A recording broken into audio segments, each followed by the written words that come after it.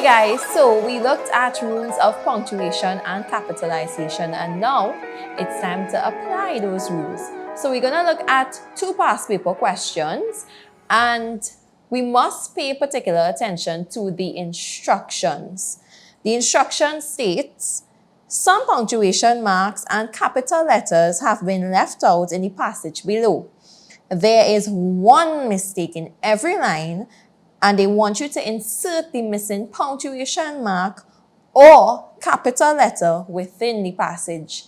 So each line has an error. It's actually missing something. You are to insert a punctuation mark or a capital letter. It's either or. So you're not inserting both in one line. It's one per line. You notice that it's out of 6 marks because it's 1 mark for every punctuation mark or every capital letter that you insert. Okay, so I always tell students when doing this task, always read the passage in its entirety and then you take it line by line. The reason for this is when you read the passage in its entirety, it actually reveals some of the errors to you. It's very blatant. Yeah? So let's go. Caribbean corn soup has special ingredients, vegetables, meat, and coconut milk. Spices and other seasonings are also included to enhance the soup's flavor. Throughout the region, people cook soup with varied levels of heat. Do you prefer a lot of pepper in your soup? My father often says, spicy corn soup is food for the soul.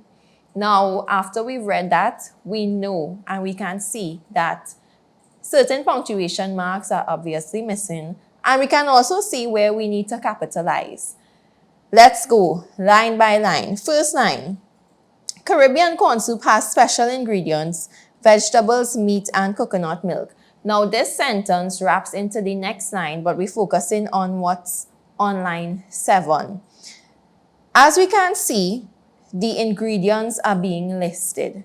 We learned that when we are listing items, we usually put a colon, then the list, and the list is separated by commas. So we have the commas, but we don't have the colon. So what's missing in line 7 is the colon, and it comes right after ingredients, so we're just going to put it in.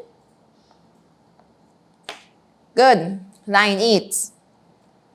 We can see that after coconut milk to be exact, there's a full stop or a period. We have spices next, and it begins with a common letter. That is wrong. It must begin with a capital letter because we learned that we capitalize the first letter at the start of a sentence. So it's going to be capital S for spices. Line 9, also included to enhance the soup's flavor. Soup's flavor.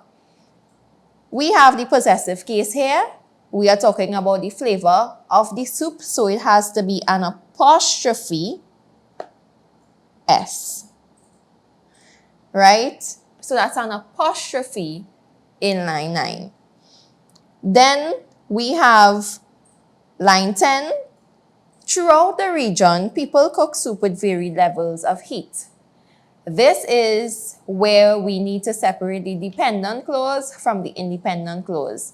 The dependent clause in this case would be throughout the region, and the independent clause would be people cook soup with varied levels of heat.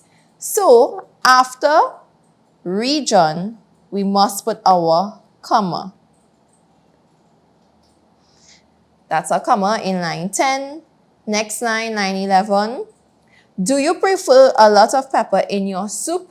This is a question being asked, and we know that when we have an interrogative question, we end with a question mark. We also must note that there are quotation marks, and when we are punctuating, we put our punctuation marks inside of the quotation marks. So that question mark actually goes right after the P in soup,